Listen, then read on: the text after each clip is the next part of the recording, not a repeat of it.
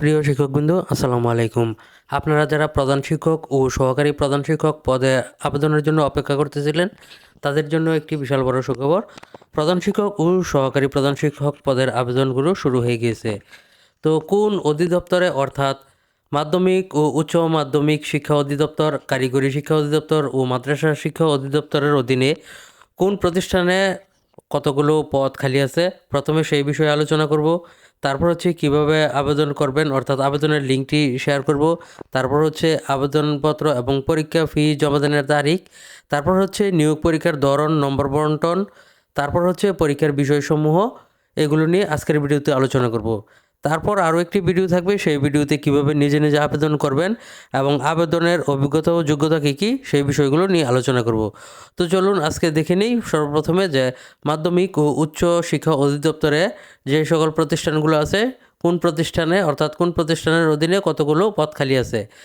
সর্বপ্রথম আমরা স্নাতক পাস যেই সকল কলেজে আছে, সেই সকল কলেজের শূন্যপদ হচ্ছে 564। এটি হচ্ছে অধ্যক্ষ যেই পদটি আছে সেই পদের বিপরীতে। তারপর হচ্ছে উপাধ্যক্ষ স্নাতক পাস কলেজে, সেই পদের বিপরীতে 627টি পোস্ট খালি আছে। তারপর হচ্ছে অধ্যক্ষ উচ্চ মাধ্যমিক কলেজ, সেই পদের বিপরীতে খালি আছে 768টি পদ।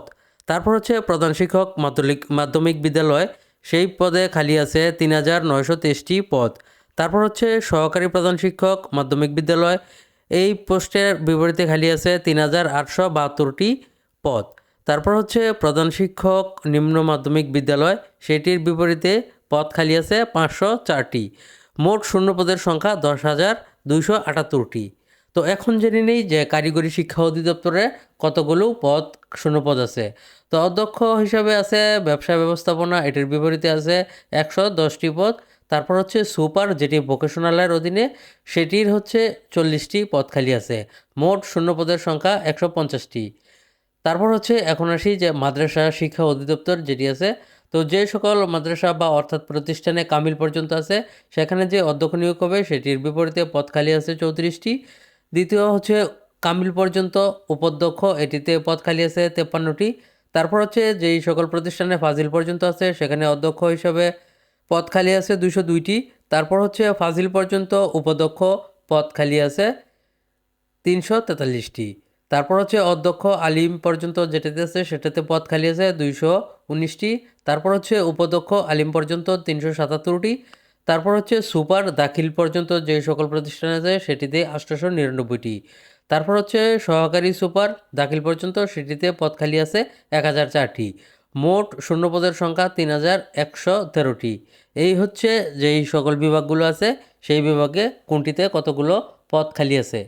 তো তারপর আপনারা যে আবেদন করবেন যে সাইটটি আছে, সেটি হচ্ছে ngi.teltok.com.bd। সেখানে গিয়ে আপনারা আবেদন করতে পারবেন। পরবর্তী ভিডিওতে আমরা দেখাবো কিভাবে আবেদন করবেন, কিভাবে টাকা পাঠাবেন সেগুলো। তো এখন আসি যে আবেদনপত্র এবং পরীক্ষার ফি জমা দেওয়ার তারিখ ও শেষ সময়। তো আবেদনপত্র শুরু হবে 3 ফেব্রুয়ারি 2026 তারিখে এবং আবেদন শেষ হবে 19 ফেব্রুয়ারি 2026 খ্রিস্টাব্দে রাত 11:59 পর্যন্ত। 20 ফেব্রুয়ারি 2026 তারিখ রাত 11:59 পর্যন্ত টাকা জমা দেওয়া যাবে। তো এখন আলোচনা করি নিয়োগ পরীক্ষার ধরন, নম্বর বন্টন ও সময়। নিয়োগ পরীক্ষাটি এমসিকিউ পরীক্ষার সময় থাকবে 1 ঘন্টা। এমসিকিউ পরীক্ষার নম্বর থাকবে 80 নম্বর। শিক্ষাগত যোগ্যতার সনদে থাকবে 12 নম্বর। মৌখিক পরীক্ষার নম্বর থাকবে 8 নম্বর। মোট 100 নম্বর। পাস নম্বর 40% থাকতে হবে প্রত্যেকটি নম্বরের, এবং সেটি আলাদা আলাদাভাবে। মোট 80টি এমসিকিউ প্রশ্ন থাকবে, প্রতিটি শুদ্ধ উত্তরের জন্য 1 নম্বর, তবে প্রতিটি ভুল উত্তরের জন্য 0.25 অর্থাৎ 2.5 নম্বর বিয়োগ হবে। এমসিকিউ পরীক্ষা উত্তীর্ণ প্রার্থীদের মৌখিক পরীক্ষা গ্রহণ করা হবে, অর্থাৎ এই পরীক্ষাটিতে আপনাদের নেগেটিভ মার্ক থাকবে। আপনারা যদি 4টি ভুল উত্তর দেন, তাহলে কিন্তু একটি সঠিক এমসিকিউ কাটা যাবে। তো এখন হচ্ছে পরীক্ষার বিষয়সমূহ, আপনারা কোন কোন বিষয়ে পরীক্ষা দিতে হবে। বাংলা, ইংরেজি, আইসিটি, মানসিক দক্ষতা ও গাণিতিক যুক্তি, সাধারণ জ্ঞান, বাংলাদেশ ও আন্তর্জাতিক বিষয়াবলী, প্রশাসনিক ব্যবস্থাপনা, আইন, বিধি, প্রবিধি, নীতিমালা, পরিপত্র ও আদেশসমূহ, আর্থিক ব্যবস্থাপনা এবং অধিদপ্তর অনুসারে নিম্নোক্ত বিষয়। মাধ্যমিক ও উচ্চ শিক্ষা অধিদপ্তর সাধারণ শিক্ষা ব্যবস্থাপনা। কারিগরি শিক্ষা অধিদপ্তর কারিগরি শিক্ষা ব্যবস্থাপনা ও কারিগরি শিক্ষা সংশ্লিষ্ট মৌলিক জ্ঞান। মাদ্রাসা শিক্ষা অধিদপ্তর মাদ্রাসা শিক্ষা ব্যবস্থাপনা, আল কোরআন, হাদিস, ফিকা, আরবি ভাষা ও ইসলামিক শিক্ষা। যোগ্যতা ও অভিজ্ঞতা। 3 অধিদপ্তর কর্তৃক সর্বশেষ জারিকৃত জনবল কাঠামো ও এমপিও নীতিমালা মোতাবেক কাম্য শিক্ষাগত যোগ্যতা ও অভিজ্ঞতা প্রযোজ্য, যেটি আমার নেক্সট ভিডিওতে সুন্দর করে আলোচনা করব।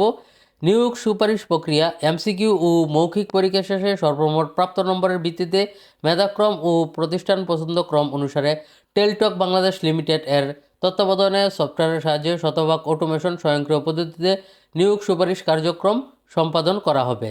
তো আপনারা যারা যারা প্রতিষ্ঠান প্রধান এবং সহকারী প্রধান হিসাবে আবেদন করতে যাচ্ছেন তারা খুব দ্রুতই করে ফেলুন, কারণ শেষ সময়ের দিকে আপনাদের আবেদন করতে একটু ঝামেলা হয়ে যাবে, কারণ শেষ সময়ের দিকে সার্ভার অনেক সময় ডাউন থাকে, যার কারণে আবেদন করা যায় না এবং টাকা পেমেন্টেরও একটি ইস্যু থাকে। এজন্য আপনারা যারা আবেদন করবেন তারা এখনই আবেদন করে ফেলুন, আপনাদের অনেক উপকার হবে। এবং নিয়োগ পরীক্ষা সম্পর্কে আবেদন সম্পর্কিত যদি কোনো তথ্য জানতে চান অবশ্যই আমাদেরকে কমেন্ট করতে পারেন, আমরা আপনাদেরকে ইনশাল্লাহ সর্বোচ্চ সহযোগিতা করার চেষ্টা করব। এবং বাকি যে বিষয়গুলো আছে অর্থাৎ আবেদন কিভাবে করবেন এবং আবেদনের যেই যোগ্যতা ও অভিজ্ঞতা সেই বিষয় নিয়ে খুব দ্রুতই আরও একটি ভিডিও আসছে, সেই বিষয়ের ভিডিওটি আমার চ্যানেলে পেয়ে যাবেন, সেখান থেকে দেখে নিতে পারেন। সবার জন্য রইল শুভকামনা। আজকের জন্য এই পর্যন্তই। আসসালামু আলাইকুম।